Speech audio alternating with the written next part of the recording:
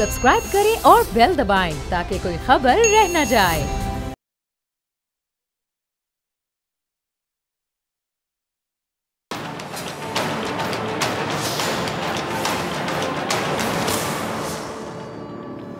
अस्सलामुअलैकुम नाजरीन, मैं हूं डॉक्टर फ़िज़ा अकबर खान और मैं हूं पाकिस्तान और आप देख रहे हैं पाकिस्तान के सबसे बड़े न्यूज़ चैनल का नंबर 1 प्रोग्राम ऐसे नहीं चलेगा। कहते हैं कि कपड़े को काटने से पहले कई बार नाप लो क्योंकि इसे काटने का मौका एक ही बार मिलता है। बाहैसियत एक कौम हमारे अंदर एक अजीबो गरीब सी कह लें कि खुसूसियत पाई जाती है कि हम कोई चीज़ ख़रीदेंगे तो 100 बार देखेंगे। अब ज़रा गौर से सुनिएगा नाजरीन, हम कोई चीज़ ख़रीदेंगे तो 100 बार देखेंगे, 1000 दफ़ा उसकी जांच करेंगे। ख़रीदने से पहले इस बात की हम तस्दीक करेंगे कि वो चीज़ जो हम ख़रीदने जा रहे हैं उसमें कोई ख़राबी तो नहीं है, परफेक्ट है, वो काबिल है कि हम इस्तेमाल कर सकें। जो फ़वाइद उस चीज़ के बताए गए हैं या जो खुसूसियात उसकी दिखाई गई हैं वो तमाम क्या उसमें मौजूद हैं भी या नहीं, क्योंकि हम अपना नुकसान नहीं चाहते। ये है वजह कि हम नहीं चाहते कि हमारी मेहनत की कमाई ज़ाया हो जाए। किसी ठेले वाले से सब्ज़ी ख़रीदें, किसी दुकान से कोई इलेक्ट्रॉनिक की चीज़ ख़रीदें, चाहे अपना ज़ाती घर ख़रीदें या ज़मीन ख़रीदें, गाड़ी ख़रीदें, अपने बच्चों के लिए स्कूल का इंतखाब करें या अपने अजीज़ों को तोहफ़े में देने के लिए हमें कुछ भी ख़रीदना हो, अपने कारोबार के लिए कह लें कि कहीं पैसा लगाना हो, इन तमाम मामलात में हम बहुत सोच समझ कर फ़ैसला करते हैं। ऐसा ही है ना? यानी हम कपड़ा बहुत सोच समझ कर कई बार नाप कर काटते हैं। लेकिन एक ऐसा मामला है जहां हर बार हमें कपड़ा काटने के बाद ये एहसास होता है कि कपड़ा गलत काट दिया गया है और अब कुछ किया भी नहीं जा सकता। वो मामला, वो मसला कह लें या फिर वो मरहला कह लें, ऐसा होता है कि जहां हम समेत हमारे मुल्क की किस्मत का फ़ैसला होता है। अच्छा, अक्सर ये बहस चलती है कि इस मुल्क का इक़्तिदार किसके हाथों में है, इस मुल्क का इक़्तिदार नाअहलों के पास है, इस मुल्क के इक़्तिदार पर बुराजमान अफराद आवाम के मसाइल से वाकिफ़ ही नहीं है। लेकिन क्या हमें ये मालूम है कि इस मुल्क का इक़्तिदार किसी के भी पास जाता कैसे है? हमारे ज़रिए इस मुल्क का इक़्तिदार किसको देना है, ये फ़ैसला कौन करता है? हम करते हैं, आप और मैं, हम करते हैं। इस मुल्क पर कौन हुकूमत करेगा, ये हमारी सवाबदीद होती है। इस मुल्क के तख्तो ताज का मालिक कौन होगा, ये फ़ैसला एक आम आदमी करता है। क्या इस बात का एहसास है हमें, या हमें अंदाज़ा है कि ये कितनी बड़ी बात है, ये कितना बड़ा इख्तियार है?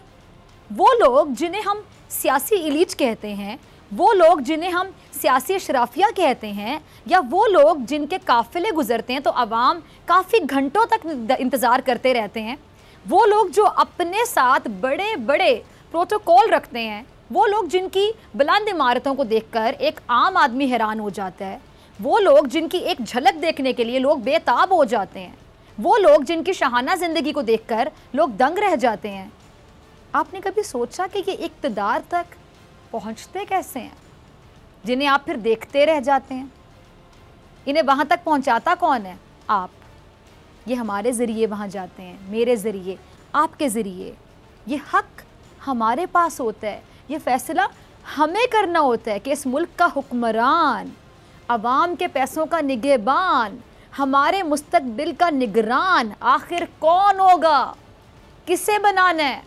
और आज तक कोई एक ऐसा फ़ैसला मुझे नज़र नहीं आता, कोई एक ऐसा शख्स मुझे नज़र नहीं आता जिसका इंतखाब करने के बाद आवाम को कुछ मिला हो, उनकी आने वाली नस्लों को कुछ मिला हो, उनको कुछ मिला हो। हर बार इस मुल्क का शहरी वोट देने के बाद खुद को और हुकूमत करने वाले को गालियाँ ही देता हुआ दिखाई देता है। ऐसा ही है ना? और यही वजह है कि हमारे तमाम सूबों का हाल, हमारे शहरों का हाल, हमारे मुल्क का हाल और हमारा हाल तकरीबन एक जैसा है। यानी मुल्क मकरूज़ है तो हम बेरोज़गार हैं, मुल्क तबाहाल है तो हम बदहाल हैं, मुल्क मुआशी तौर पर कमज़ोर है तो इस मुल्क के बच्चे ज़हनी तौर पर कमज़ोर हैं, ज़हनी तौर पर कमज़ोर पैदा होते हैं। मुल्क दिवालिया हो रहा है तो अवाम फाके और ख़ुदकुशियाँ कर रहे हैं। ये जो मुल्क और हमारा हाल है, इसकी आधी ज़िम्मेदारी मैं बड़े यकीन से कहती हूँ खुद हम पर आयद होती है, और आधी यकीनी तौर पे उन अफराद पर जो हमसे वोट लेकर इक़्तिदार तक जाते हैं और बाद में जाके आपको ही भूल जाते हैं जिन्होंने वोट दिया। अच्छा, फितरी तौर पर नाजरीन, जब एक इंसान अपनी रिस्पॉन्सिबिलिटी, अपनी ज़िम्मेदारी निभाने में नाकाम हो जाता है तो फिर उस ज़िम्मेदारी को उठाने के लिए वो सामने नहीं आता। आए भी कैसे, नाकाम जो हो गया फेस नहीं कर सकता। लेकिन हमारे अवामी नुमाइंदे ये जानते हैं कि उनके अवाम कैसे हैं, इसलिए वो तबाह करने के बाद इतने कॉन्फिडेंस के साथ दूसरे सूबे को तबाह करने आ जाते हैं। मतलब कॉन्फिडेंस की तो आपको दाद देनी पड़ेगी ना, बल्कि ढिठाई। एक शहर को बर्बाद करते हैं और बर्बाद करने के बाद आराम से दूसरे शहर को बर्बाद करने का बीड़ा उठाते हैं। पूरे मुल्क को मकरूज करने के बाद अरबों डॉलर्स के पैकेज का तकाजा करते हैं और साथ ही साथ हमारी बर्बादी पर, हमारे दुख में शामिल होने के बजाय जो असल ज़िम्मेदार हैं या जो इस तबाही के ज़िम्मेदारों में से हैं उनसे सवाल करने की बजाय हमारी बर्बादी पर भी सियासत करने के लिए पहुंच जाते हैं। जैसे लाहौर को पेरिस बनाने के बाद शहबाज शरीफ साहब कराची को पेरिस बनाने के लिए कराची पहुंच गए। देखिए ज़रा। और ये शहर कायद है, ये शहर मादरे मिल्लत है, ये रोशनियों का शहर है। इसकी रोशनियाँ इंशाअल्लाह हम बुझने नहीं देंगे। वफाकी हुकूमत को सिंध हुकूमत की भरपूर मुशावरत से यहाँ पर भरपूर तरक्याती काम यहाँ पर शुरू करने चाहिए। हम आपको यकीन दिलाते हैं, अहले कराची को और अंदरून सिंध में बसने वाले अपने तमाम बुज़ुर्गों, भाइयों और बहनों को, कि यहाँ पर हम आपके साथ इजहार हमदर्दी के लिए आए हैं। वफाक ने जो वादा किया था कि हम अरबों रुपए कराची के लिए फ़ंड्स मुहैया करेंगे, वो फ़ंड्स कहाँ हैं? अगर वो फ़ंड्स मुहैया किए गए होते और मिलकर काम किया गया होता और सियासत ना की गई होती मुशावरत के साथ, सबको साथ मिलाकर, तो मैं समझता हूँ कि हमें आज ये दिन ना देखने पड़ते। चले, इसी बात की खुशी है कि शहबाज शरीफ साहब को ये ख्याल तो आया कि पाकिस्तान में एक शहर है जिसका नाम है कराची, जो पाकिस्तान का मुआशी हब भी कहलाता है, जो पाकिस्तान के लिए सबसे ज़्यादा रेवेन्यू पैदा करता है। अच्छा, इमरान खान साहब की हुकूमत को अभी 2 साल का अरसा हुआ। कराची तो क़याम पाकिस्तान के वक्त से पाकिस्तान का शहर है और पाकिस्तान के क़याम से लेकर अब तक यहाँ कई हुकूमतें आई हैं।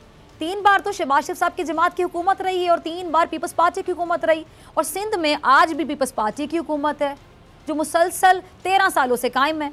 जब शहबाज शरीफ साहब कराची तशरीफ़ ले ही आए थे कराची वालों के ज़ख्मों पर मरहम रखने के लिए, तो बराए मेहरबानी ये भी बता देते कि उन्होंने कराची के लिए आखिर किया क्या।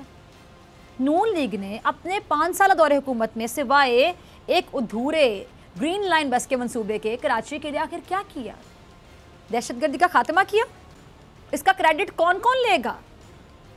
वो एक कौमी फैसला था जो तमाम सियासी जमातों, जिसमें अपोजिशन का भी उस वक्त यही मुतालिबा था कि कराची को ऑपरेशन की ज़रूरत है।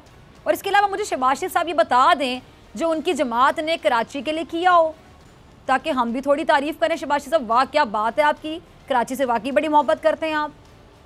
5 सालों में कोई 5 ही बड़े काम गिनवा देते जो उन्होंने कराची वालों की मोहब्बत में, उनके बेहतर मुस्तकबिल के लिए, उनके मयार ज़िंदगी को बेहतर बनाने के लिए अंजाम दिए होते। अच्छा, लेकिन ये भी छोड़ें, पीपल्स पार्टी जो मुसलसल 13 सालों से सिंध पर हुकूमत कर रही है, नून लीग की उस वक्त बड़ी इत्तेहादी जमात भी, आपको पता है ये पार्टी है, इस वक्त ये बड़ा एक दूसरे से मोहब्बत करते हैं, इजहार भी करते हैं मोहब्बत का। इसने कराची के लिए मुझे बताएं 13 सालों में कितना काम किया, क्या काम किया, कैसे काम किया? शहबाज शरीफ साहब विफाक से अरबों के बजट और फंड्स का मुतालिबा कर रहे थे, लेकिन इससे पहले सूबाई हुकूमत से भी पूछ लेते कि जो फंड्स शहबाज शरीफ साहब की जमात ने अपने दौरे हुकूमत में कराची के लिए पीपल्स पार्टी को दिए, अगर दिए थे तो उन फंड्स का बना कहाँ पर, लगे कहाँ पर, को दिखा दे हमें कि यहाँ लगे थे, अगर मिले थे। पहले उन फंड्स का हिसाब ले लेते, फिर मज़ीद फंड्स का तकाजा करते, शायद अच्छा भी लगता। फिर ये फरमा रहे थे कि विफाक को चाहिए कि वो सिंध हुकूमत के साथ मिलकर मुशावरत के साथ कराची और कराची वालों के लिए कोई काम करे। ये कहने से पहले पूरी अपोजिशन को अपने गिरेबान में कम अज़ कम एक बार ज़रूर झांक लेना चाहिए था, या फिर असम्बली के वो सेशन देख लेने चाहिए थे जहाँ ये लोग अगर जाते हैं तो कौम और मुल्क के मुस्तकबिल का फ़ैसला करने जाते हैं। जहाँ ये लोग जाते तो कानून साजी करने के लिए, लेकिन वहाँ सिवाय एक दूसरे पर तनकीद बराए तनकीद के कुछ नहीं करते। अपने मुकदमात का दिफा करने के अलावा कुछ नहीं करते। यहाँ तक कि जो रियासत की बका और सलामती के लिए कानून साजी की जाए उस पर भी सियासी ब्लैक मेलिंग के अलावा कुछ नहीं करते। पार्लियामान में चंद बिल्स पर तो आप तमाम मुत्तफिक नहीं हो पाते, पार्लियामान में आप लोगों से मुशावरत होती नहीं है, यहाँ आप कैसे एक तरफा मुतालिबा कर रहे हैं, आप लोगों की भी समझ नहीं आती। क्या आप ये जानते हैं कि सिंध हुकूमत विफाक के साथ चलने को तैयार है या नहीं? कोरोना वायरस के मामले पर सिर्फ एक सिंध हुकूमत थी जिसने विफाक पर तनकीद की और अपनी मर्जी से फैसले लिए।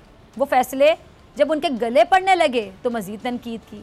विफाक सख्त तरीन लॉकडाउन का हामी नहीं था, सिंध हुकूमत ने बदतरीन लॉकडाउन किया।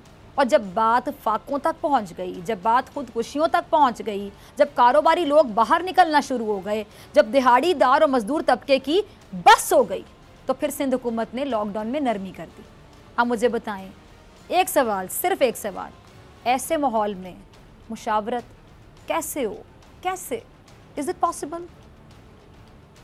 नाले साफ करने थे, वो नहीं हुए। एनडीएमए को बुलाया तो कभी शिकवा किया कि देर से आए, कभी शिकवा किया कि आए ही क्यों। अब इस रवैये के साथ मुशावरत कैसे की जाए? क्या ये मुमकिन है? इस मुल्क का एक बड़ा, सबसे बड़ा मसला आपको पता है शुरू से क्या रहा है? ये रहा है कि जी कहाँ जो कौमी मामलात पर भी यहाँ पे सियासत होती रही, खुलकर होती रही।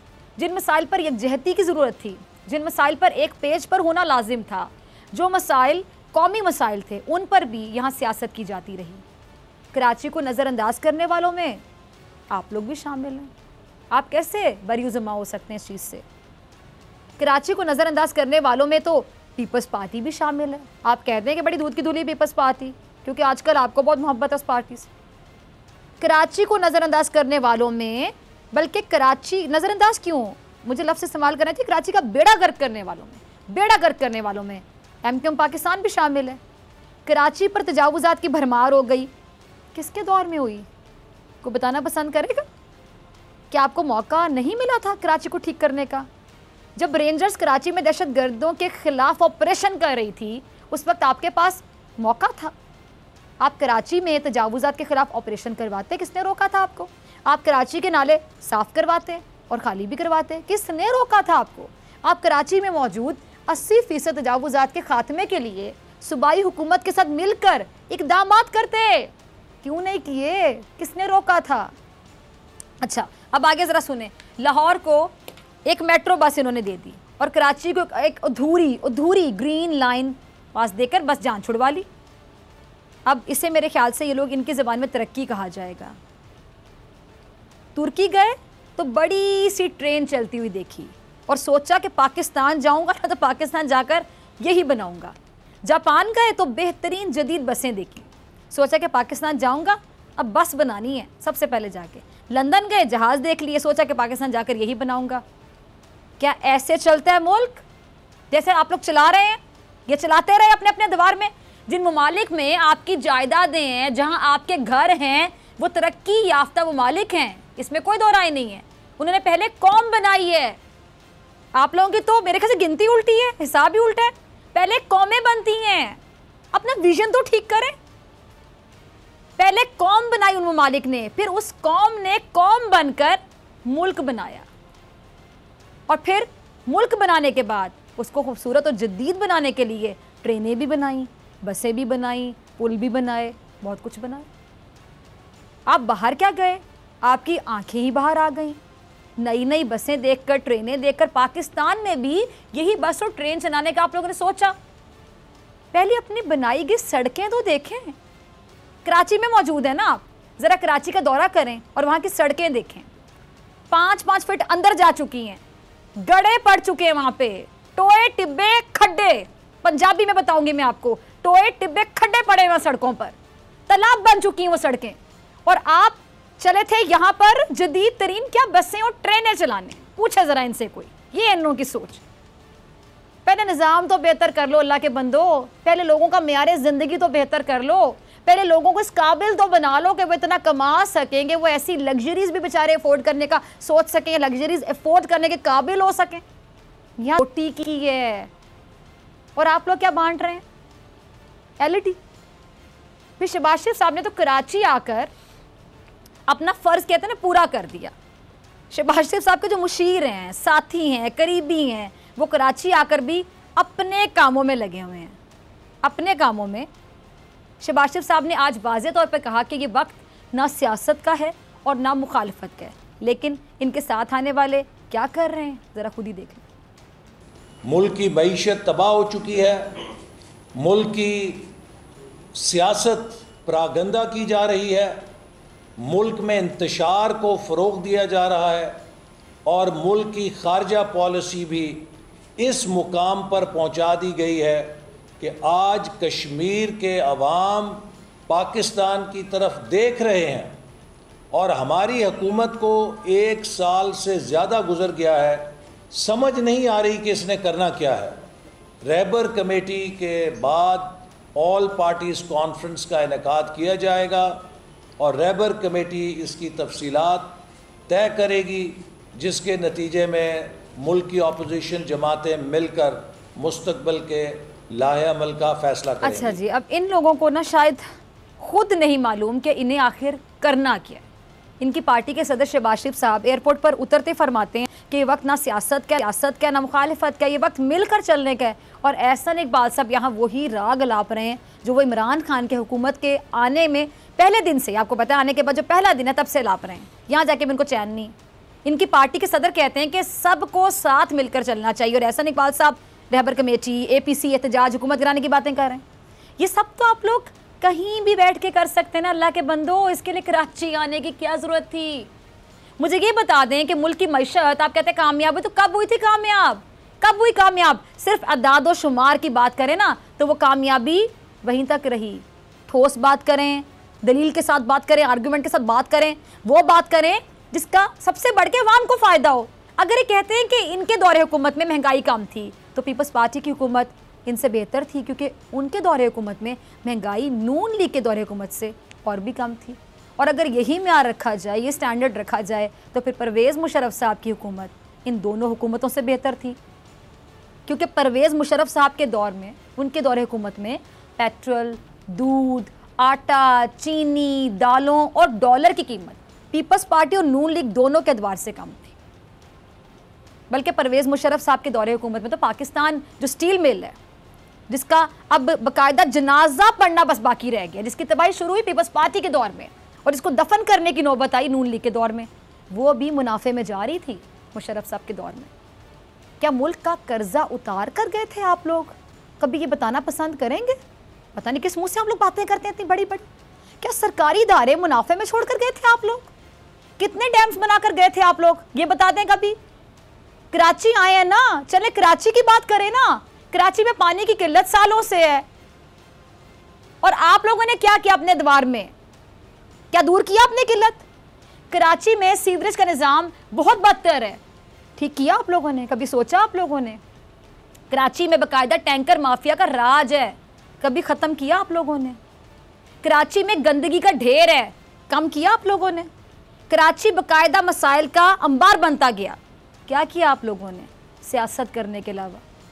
یہ سیاسی باتیں ہوتی ہیں جو ہر سیاستدان کرتا ہے کہ ہمارے دور حکومت میں فلاں چیز اتنے کی تھی, ترقی کی شرح اتنی تھی, GDP یہ تھی, غربت کی شرح اتنی تھی. یہ تمام سیاسی باتیں ہیں, ہمیں نہ سنائیں آپ. تھک گئی ہے عوام. حقائق اس کے برعکس ہے عوام, حقائق اس کے منافی ہے, سب جانتی ہے عوام. حقائق اگر دیکھنے ہیں نا تو ایک عام آدمی سے پوچھیں, اسے جانیں, وہ بتائے گا آپ کو کہ گراؤنڈ ریالٹی آخر کہتے کسے ہیں. یہ سیاست تو آپ کرتے چلے آ رہے ہیں اور کرتے ہی رہیں گے. آپ لوگوں کا جینا مرنا ہی سیاست ہے, اور مسئلہ کوئی بھی ہو گھوم پھر کر پھر آپ کی سوئی عمران خان صاحب یا احتجاج پر ہی اٹک جاتی. ذرا دیکھیے اگلا کلپ. جماعتوں نے جو میثاق جمہوریت تھا اس کے اصولوں کی تجدید کی اور اپنے اس عزم کا اظہار کیا کہ دونوں جماعتیں پاکستان میں آئین کی بالادستی کے لیے, عدلیہ کی آزادی کے لیے, میڈیا کی آزادی کے لیے اور پارلیمنٹ کی خود مختاری کے لیے اور ملک میں جمہوری عمل کے حفاظت کے لیے مل کر جدوجہد کریں گی. اور آپس کا ہمارا کوئی سیاسی اختلاف ان مقاصد میں مل کر جدوجہد کرنے کے راستے میں رکاوٹ نہیں بنے گا۔ اچھا جی، مساق جمہوریت پہلے تو یہ بتائیں تھا کیا، اس کے اصول کیا تھے؟ وہ ریٹرن تو کچھ بھی ہوں، عملی طور پر صرف اتنا دکھائی دیتا ہے کہ ایک باری تمہاری اور ایک باری ہماری۔ اور دوسری اہم بات، یہ دونوں جماعتیں تین بار پاکستان پر حکومت کر چکی ہیں، یہ تینوں جماعتیں 3 بار اقتدار کا حصہ رہ چکی ہیں۔ اگر ان جماعتوں کی میں بات کروں، ان دونوں جماعتوں نے عوام سے ووٹ لیے ہیں، اور بدلے میں عوام کو کیا دیے ان دونوں جماعتوں نے؟ ایک جماعت کہتی ہے کہ 18ویں ترمیم دی، دوسری جماعت کہتی ہے کہ جی لاہور کو پیرس بنا دیا، ایک جماعت کہتی ہے کہ جمہوریت دی ہے، دوسری جماعت یہ دعویٰ کرتی ہے، بلکہ دعویٰ تک کرنے کے قریب ہے کہ ہم نے تو پاکستان دیا، کیونکہ پاکستان میں جو کچھ ہوا وہ نواز شریف نے کیا۔ یہ اس جماعت کا باقاعدہ بیانیہ ہے۔ اور ایک جماعت یہ کہتی ہے کہ اس نے ملک کو آئین دی ہے، دوسری جماعت یہ کہتی ہے کہ اس نے ملک کو ترقی دی ہے، ایک جماعت یہ کہتی ہے کہ اس نے اس ملک کے غریب عوام کی بات کی ہے، دوسری جماعت یہ دعویٰ کرتی ہے کہ اس نے ملک میں سڑکوں کا جال بچھا دیا۔ 3 باریاں دونوں جماعتوں نے لیں۔ سچے دل سے بتائیں کہ 3 باریاں لینے کے بعد اس ملک کی حالت یہ ہونا چاہیے تھی؟ ایسی ہونی چاہیے تھی جیسے بتاتے ہیں، لیکن ہاں یہ وہ سب سے اہم معاملہ ہے جسے ہم نظر انداز کرتے ہیں، اور یہ لوگ پھر ہم پر حکومت کرنے کے خواب دیکھتے ہیں۔ بے شک دیکھیں خوابوں پہ کس نے پابندی لگائی ہے، لیکن اپنی کارکردگی بھی تو دیکھیں نا۔ ہم نے اپنے مستقبل کا فیصلہ کرتے ہوئے ہر بار بغیر سوچے بغیر ناپے کپڑا کاٹ دیا، جس کا نتیجہ کبھی غربت، کبھی قرضہ، کبھی بے روزگاری، کبھی فاقہ کشی، کبھی مایوسی، کبھی انتشار ملا۔ اور اگر ایسے ہی چلتا رہا تو خود ہی بتائیے یہ ملک کیسے چلے گا۔ یہاں لینی ہے مجھے بریک، اور بریک کے بعد میں ایک اہم مسئلے پر بات کروں گی کہ ملک میں فرقہ واریت کی آگ بھڑکانے کی جو کوشش کی جا رہی ہے، اس کے پیچھے آخر ہے کون اور اس کا حل کیا ہے؟ میرے ساتھ موجود ہوں گے معروف مذہبی اسکالر علامہ امین شہیدی صاحب۔ بریک کے بعد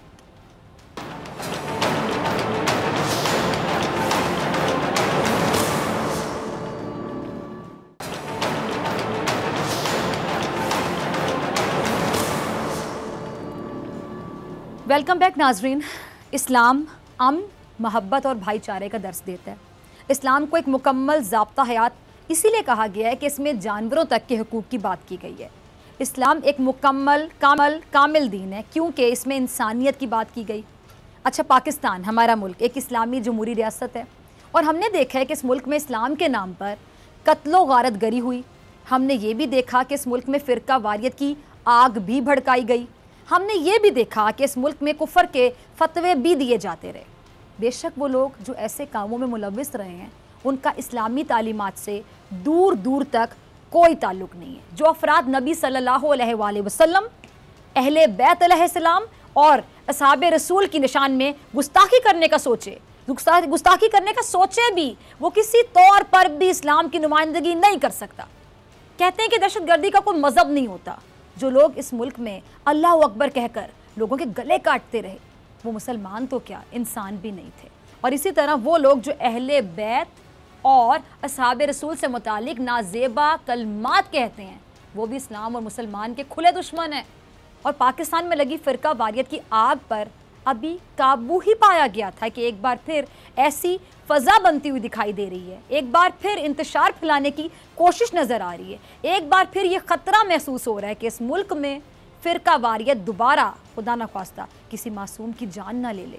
اسی پہ بات کرنے کے لیے آج جن معزز مہمان کو میں نے پروگرام میں دعوت دی ہے، مذہبی اسکالر ہیں، کسی تعارف کے محتاج نہیں، شہیدی صاحب۔ علامہ صاحب بہت شکریہ وقت دینے کے لیے، جوائن کرنے کے لیے۔ علامہ صاحب، آپ بھی جانتے ہیں کہ ایک واقعہ ہوا تھا جس کے بعد یہ معاملہ طول پکڑ گیا، آپ کیا کہتے ہیں اس پر؟ بسم اللہ الرحمن الرحیم۔ میری بہن، میں آپ کا شکر گزار ہوں اور آپ کی ٹیم کا بھی کہ آپ نے انتہائی حساس موضوع پر آج کا یہ پروگرام رکھا ہے۔ دیکھیے، ہم گزشتہ تقریباً 40 سالوں سے دشمن کی بوئی ہوئی بیج اور ان کی فصل جو ہے وہ کاٹ رہے ہیں، اور گزشتہ 40 سالوں کے درمیان تقریباً ہزاروں لوگ اس فرقہ وارانہ تصادم اور نفرتوں کی بھینٹ چڑھ چکے ہیں، اور خاندان کے خاندان تباہ ہو چکے ہیں، اور پاکستانی وہ معاشرہ جو محبتوں کا معاشرہ تھا وہ نفرتوں کے معاشرے میں بدلنے لگا۔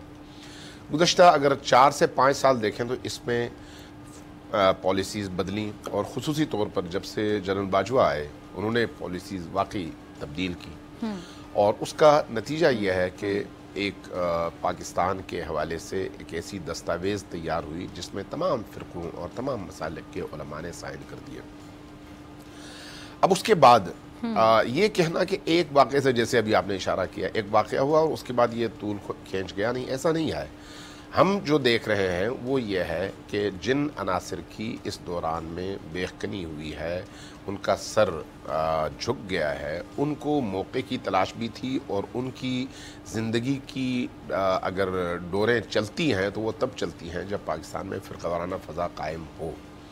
اس اعتبار سے گزشتہ تقریباً 8 ماہ سے یہ سلسلہ چل رہا ہے، اور ابتدا میں جب کرونا ابھی شروع نہیں ہوا تھا اس وقت سے کچھ عناصر نے اسی طرح کی حرکتیں شروع کر دی تھیں، جس کے بعد ہم نے خود ہی ریاست سے، حکومت سے، مختلف اوقات میں مختلف شخصیات سے رابطہ کر کے یہ بات ذہن نشین کرانے کی کوشش کی، متوجہ کرنے کی کوشش کی، بھئی اس کے نتائج بہت دور تک جائیں گے، اور اس کے نتیجے میں یہ کرونا کی خود بیماری کی طرح سے ہے۔ ایک بیمار کو اگر پہلے دن آپ الگ نہیں کریں گے معاشرے سے تو پھر یہ بیماری پھیلتی چلی جائے گی اور روکنا مشکل ہو جائے گا۔ لیکن عام طور پر سرکاری جو اقدامات ہیں ان میں تساہل اور غفلت بہت زیادہ ہوتی ہے، یہاں پر بھی یہی کام ہوا۔ نتیجتاً یہ چیز آہستہ آہستہ بڑھتی چلی گئی، یہاں تک کہ ایک صاحب نے لاہور میں ایک دھماکہ کر دیا، ایک انتہائی نازیبہ غلط بات کر کے، اور ایک اور صاحب نے کہیں فیصل آباد میں ایسی حرکت کر دی۔ ایک صاحب کا تعلق اس فرقے سے تھا، ایک صاحب کا تعلق اس فرقے سے تھا۔ میں یہ سمجھتا ہوں کہ اس طرح کی چیزیں پھر رکتی نہیں ہیں، پھر ایک عمل ہوتا ہے، اس کا رد عمل آتا ہے، رد عمل کا پھر رد عمل آتا ہے، اور اس کے اثرات دور تک چلے جاتے ہیں، اور اس وقت جو ہے ہم اس مصیبت کا شکار ہیں۔ تو بنیادی طور پر جو بات میں عرض کرنا چاہ رہا ہوں وہ میں ختم کر دوں۔ اب آپ نے کہا چیزیں پھر رکتی نہیں ہیں، جی چلے کمپلیٹ کیجئے گا۔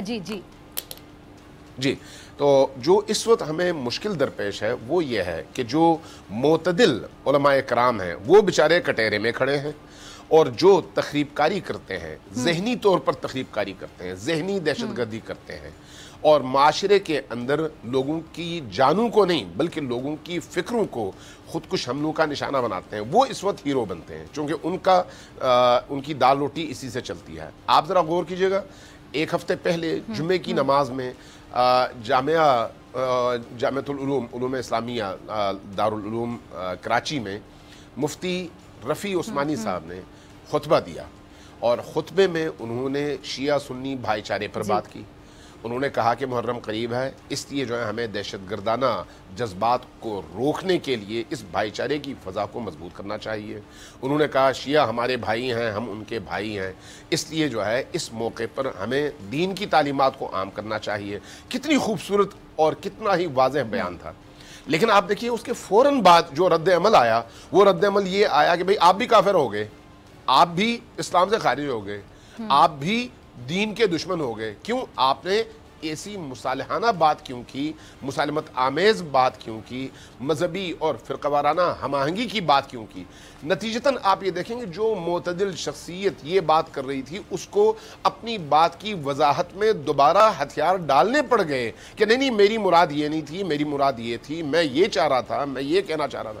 اس کا مطلب یہ ہے کہ اب بھی آج کی اس ٹیکنالوجی، علم، معرفت اور معلومات کی دنیا میں بھی لوگوں کو انڈر پریشر لا کر اس حد تک تقیے پر مجبور کیا جاتا ہے کہ اتنے بڑے عالم بھی اپنے اس موقف سے جو انہوں نے کھلے عام جمعے کے خطبے میں اختیار کیا ان سے ان کو پیچھے ہٹنا پڑتا ہے، اس معنی میں کہ اس کی توجیہات شروع کر دیں کہ نہیں میری بات کی وجہ یہ تھی۔ اب اس کا مطلب یہ بھی ہے کہ جو لوگ معتدل ہوں گے، بات کریں گے، وہ نشانے پر ہوں گے، اور جو لوگ اس فرقہ وارانہ نجاست کا حصہ بنیں گے وہ جو ہے ہیرو بنتے چلے جائیں گے۔ اس وقت آپ یہ یقین رکھیے گا، میں بانگ دہل کہتا ہوں، کوئی شیعہ مولوی، سنی مولوی، دیوبندی مولوی، اہل حدیث مولوی اگر اس موضوع پر سیاست کرتا ہے تو اس کا مطلب یہ ہے کہ اس کے پیٹ کا مسئلہ ہے، اس کے دین کا مسئلہ نہیں ہے۔ یہ اس کے پیٹ اور उसका जो कारोबार है उसको चलाने का ज़रिया है। जब तक ये सिलसिला बंद नहीं होता पेट का मसला, उस वक्त तक इस सिलसिले को ख़त्म नहीं किया जा सकता।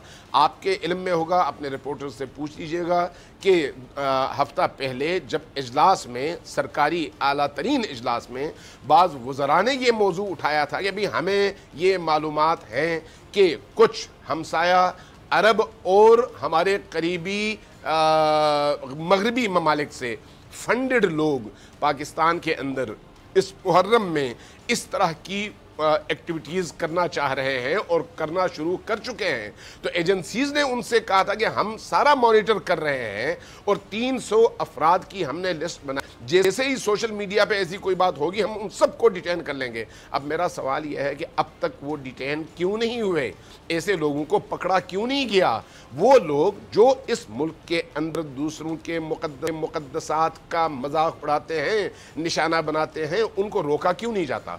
दूसरी बात जो अहम है वो ये है कि देखिए, एक दफ़ा होती है इल्मी बहस, एक दफ़ा होती है नहीं इल्मी नहीं, सिर्फ आपने सामने वाले फरीक को ख़राब करने के लिए ही बात करनी है। जब आप इल्मी बहस में आते हैं ना तो आपको बड़ी हैरत होगी। हम सब अल्लाह की वहदानियत पर ईमान रखते हैं, अल्लाह की वहदानियत को हमने कुरान से अख़ज़ किया है, नबी करीम से अख़ज़ किया है। हम सब अल्लाह को मानते हैं, नबी को मानते हैं, क़यामत को मानते हैं, कुरान को मानते हैं, लेकिन जुज़इयात में आपको खुद मुसलमानों के दरमियान कई गुरोह मिलेंगे जो खुद अल्लाह की सिफ़ात के हवाले से आपस में एक दूसरे से लड़ते हैं। क्यों? उन कुरानी ताबीरात में उनको आपस में इख्तलाफ नज़र आता है। एक ताबीर को मानता है, दूसरा दूसरे को।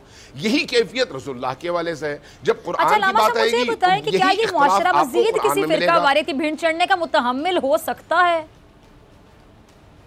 मैं यही अर्ज़ करना चाह रहा हूँ कि फ़िरक़ावारियत और इल्मी इख्तलाफ दो अलग अलग चीज़ें हैं। इल्मी इख्तलाफ हमेशा रहेगा, ता क़यामत रहेगा, कोई उसको ख़त्म नहीं कर सकता।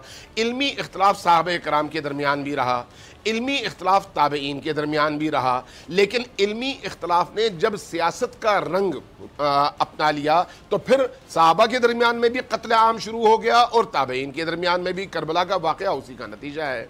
और अगर बाद के वाक़यात देखें तो वो भी जब सियासत में ढल गए तो फिर जो है इस तरह का फसाद पूरे माशरे के अंदर पैदा हुआ। उसी की वजह से उमवियों की और अब्बासियों की हुकूमत को तक़वियत मिली, इसलिए कि जब इस तरह की फ़िक्र हाकिम बन जाती है तो नतीजतन आपकी हुकूमत की बका का जो सबसे बेहतरीन रास्ता है वो ये है कि लोगों को आपस में लड़ाएं और ऐसे मौज़ूआत पर उलझाए रखें जिसकी वजह से वो आपके जुल्म, आपके जबर और आपकी ज़्यादतियों की तरफ मुतवज्जे न हो सकें। आज की दुनिया में भी यही हो रहा है और उस दुनिया में भी ये होता था। इसलिए मैं ये अर्ज़ कर रहा था कि अच्छा अल्लामा साहब, एक और अहम सवाल जो तमाम लोगों के ज़हन में गर्दिश करता है। ठीक है, आपने बड़ी अच्छी बात की, आपका जुमला मुझे बहुत अच्छा लगा। अब ऐसे अफराद अल्लामा साहब जो इंतशार फैलाने का बाकायदा सबब बनते हैं, उनके खिलाफ कार्रवाई करने में देर क्यों हो जाती है? हमने खुद रियासती इदारों और हुकूमती शख्सियात से जब बात की तो हमें जो जवाब मिला वो ये है कि ख़ुद हमारे अंदर भी ऐसी लॉबीज़ मौजूद हैं जो इन झगड़ों से फ़ायदा उठाना चाहती हैं और अपना उल्लू सीधा करना चाहती हैं। अब अगर ऐसा हो तो फिर इन्ना लिल्लाह व इन्ना इलैहि राजिऊन पढ़ लेना चाहिए। तो आज कम से कम ऐसा नहीं होना चाहिए था, लेकिन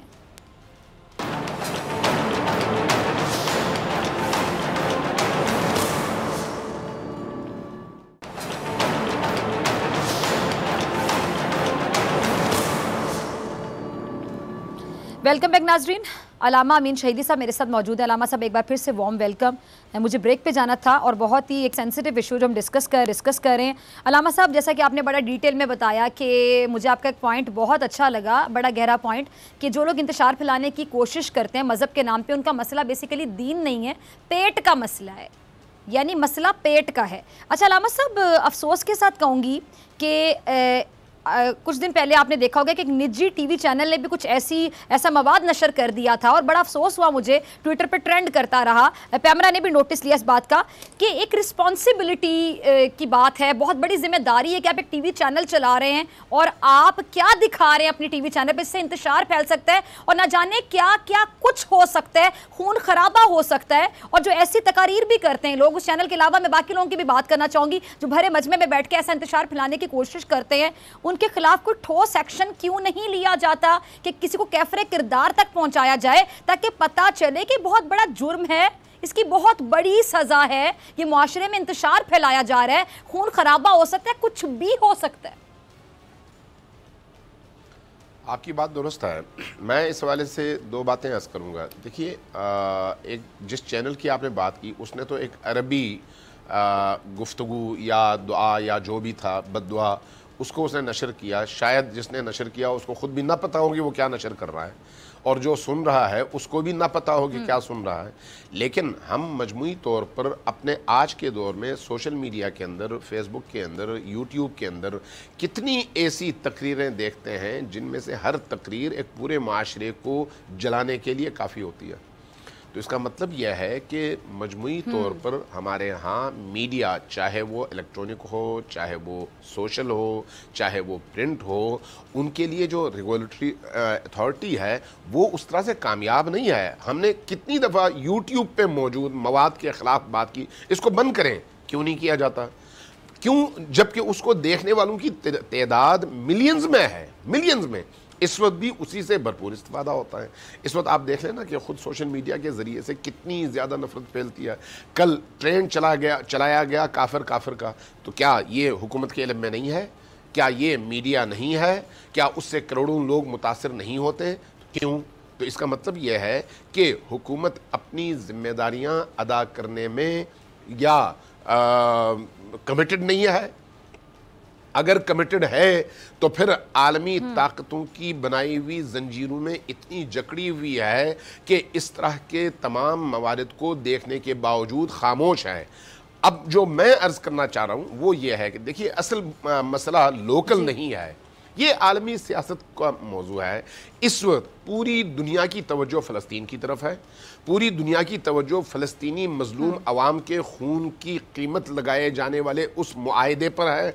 उसके नतीजे में आप देख रहे हैं कि पूरी दुनिया के अंदर फ़लस्तीनियों की हिमायत में जो भी मूवमेंट चलती है वो उसको फौरी तौर पर रोक दिया जाता है और आलमी मीडिया में उसको नशर करने से मुकम्मल तौर पर इज्तनाब किया जाता है। अभी आपने देखा होगा कि अवामी रद्द अमल जो है पूरी दुनिया के अंदर, इस्लामी ममालिक के अंदर, फ़लस्तीन के हवाले से बड़ा शदीद है। उसी तरह जिस तरह से कश्मीर के हवाले से शदीद है, लेकिन उसको मीडिया में नहीं लाया जाता। क्यों? दोनों आलमी उन ताकतों के मफादात के ख़िलाफ़ है।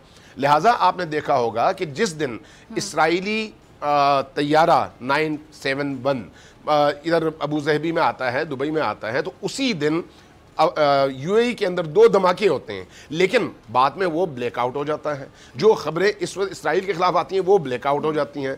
तो ब्लैकआउट होती हैं तो होता क्या है उसके मुकाबले में? उन मसाइल को उठाया जाता है जिसके नतीजे में शिया सुन्नी, देवबंदी, बरेलवी आपस में क्लेश में आ जाएं।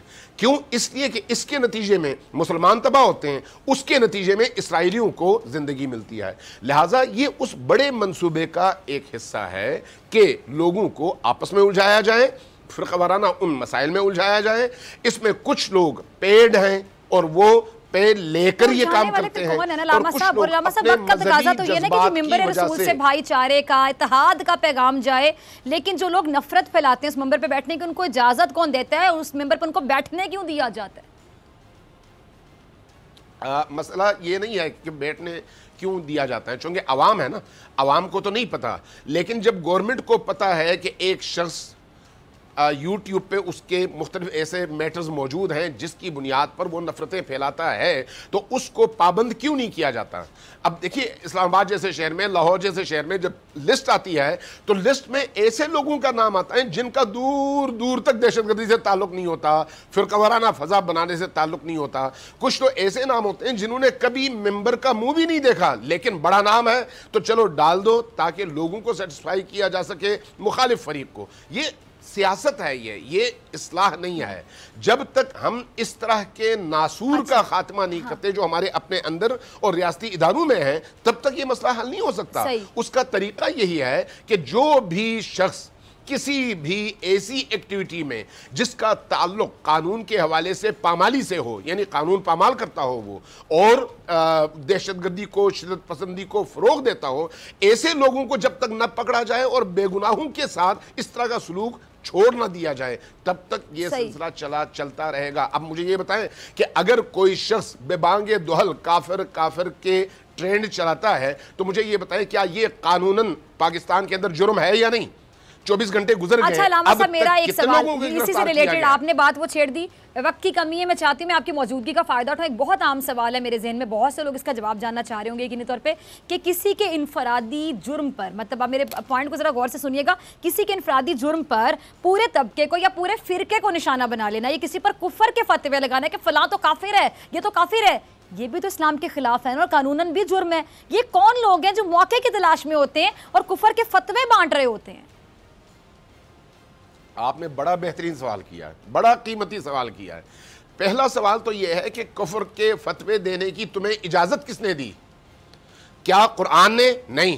کیا بات ہے, بہترین جواب علامہ صاحب, بالکل. کیا اہل البیت نے؟ اجازت دی؟ نہیں. کیا خود صحابہ کرام نے؟ نہیں. صحابہ کرام نے ایک دوسرے کو قتل کیا لیکن فتویٰ نہیں دیا. میں بہت بڑی بات کر رہا ہوں, ایک دوسرے کو قتل کیا ہے لیکن فتویٰ نہیں دیا کہ یہ کافر ہو گیا اس لیے میں نے قتل کیا. سیاسی چپتلشیں تھیں, قتل ہوئے, لیکن کفر کا فتویٰ حتیٰ اصحاب کے دور میں بھی کسی پر لگا کر اس کو کافر نہیں قرار دیا گیا اور قتل نہیں کیا گیا. آج یہ جو پیٹ کے پجاری مولوی ہیں, یہ ہر بات پر فوراً جیب سے کفر کے فتوے نکال لیتے ہیں. تو یہ کیا اسلام ہے یا خود یہ کفر ہے؟ کیا ہم مسلسل یہ آیتیں قرآن کی ہیں یہ نہیں پڑھتے کہ اگر کوئی شخص بے گناہ کسی بے گناہ شخص کو قتل کرے تو اس نے گویا پوری انسانیت کا قتل کیا ہے. ایک مفتی کے اس طرح کے فتوے کی وجہ سے کتنے بے گناہ لوگ قتل ہو چکے ہیں. اچھا علامہ صاحب, میرے پاس آخری منٹ ہے, اسی سے ریلیٹڈ میرے ذہن میں ایک اور سوال آیا کہ اور جو یہ کفر کے فتوے بانٹتے پھر رہے ہوتے ہیں کہ فلاں کافر ہے فلاں کافر ہے, ان کا اپنا ایمان کیا خطرے میں نہیں پڑ جاتا کسی کو کافر کہنے کے بعد؟ میرا خیال ہے ان میں اگر ایمان ہوتا تو وہ ایسے فتوے نہیں دیتے. ان میں ایمان ہے ہی نہیں. جب ایمان ہے ہی نہیں تو پھر خطرہ کس بات کا؟ سمپل سی بات ہے. جو ایمان رکھتا ہو وہ اللہ سے ڈرے گا. شہیدی صاحب میرے ساتھ موجود تھے, آپ کے وقت کا بہت شکریہ. ساتھ ڈاکٹر فضا اکبر خان کو دیجیے اجازت, آپ سے ملاقات ہوگی انشاءاللہ کل سیم ٹائم سیم چینل. اگر زندگی نے وفا کی, دعاؤں میں یاد رکھیے گا, اپنا اپنے پیاروں کا بہت خیال رکھیے گا. اللہ نگہبان.